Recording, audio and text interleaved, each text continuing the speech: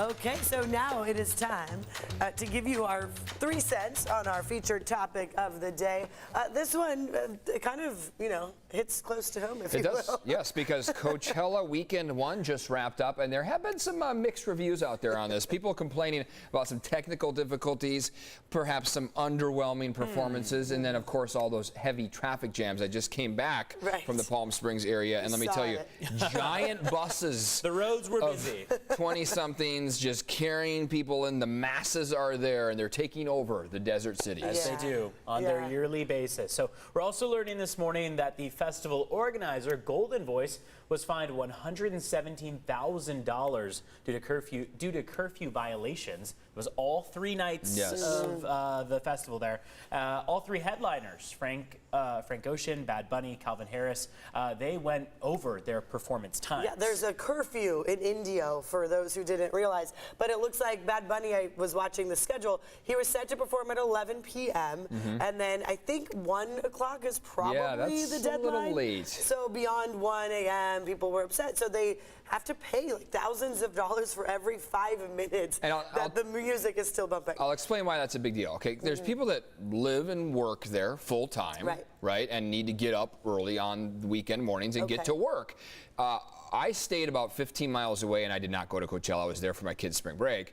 I could hear the bass bumping all night long. Wow. So we had to turn the white noise on. You can hear it. So the reason the city is fining them is because it keeps people up really late into the night. Yeah. Makes sense. Yeah, and so of course, that was weekend 1. Weekend 2's coming. Stagecoach is also all happening there. So it's an area where people love to go for these festivals.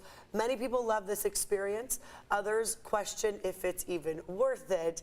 So that's what we are here to discuss. You guys know this is where I'm spending my baby moon. You're going to go to your baby moon. Coachella weekend 2. Yeah, you're excited to see Bad Bunny. That was the catalyst in essence of Neda pulling the trigger on this because you felt like the expense was worth it.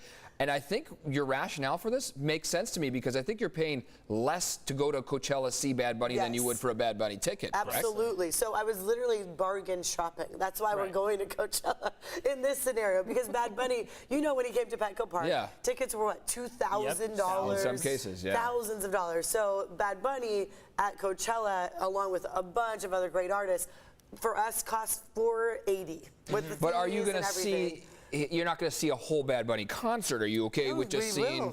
Well, he's not going to do 3 hours, is he? Yeah, and he'll have other performers with him. So what I've noticed, because we've gone to Coachella in the past, you do get this full concert experience, but even cooler because a lot of times they have these surprise guests that come out. And so it is like you're there for a Bad Bunny concert, mixed with whoever his friends are. That he feels there's a lot of mixing going on. And he's got a lot of friends. I think it comes down to if you're comfortable with the crowds and the masses of people, the question is whether or not it's worth it. I think it is if that's your type of fun, for a lot of people, they don't want to be around the big crowds. They don't want to have to drive or camp or whatever the situation is. And if that's the case, then hey, understandable. I will say on the note about the crowds, just because of the past when we've gone, it's a very chill vibe. So I kind of love, you can literally set out a blanket and hang out during the day and watch, Revolution, one of our favorite reggae bands will be there. We can sit and just have our own space. Uncle Eric and Uncle Evan were worried about this with you being pregnant when you were making these plans. We're like, are you sure you're going to be okay, going here? And you said, I remember you saying, look, there's spaces, there's places where we can kind of lay down. You're not going to be at the front of the stage for Bad Bunny. No. And I don't think I'm going to be moshing during any other. You don't think. We highly advise against that. I don't know. But no, of course, my husband too is very concerned about that. I don't want to get bumped around. But people are in the past that I've experienced very respectful. Do you have your outfits picked out? I do. Are they maternity driven or are they just flowy and whatever you want? I was telling our producer King, they are Rihanna inspired pregnant girl Coachella outfits. I looked up Coachella pregnant outfits.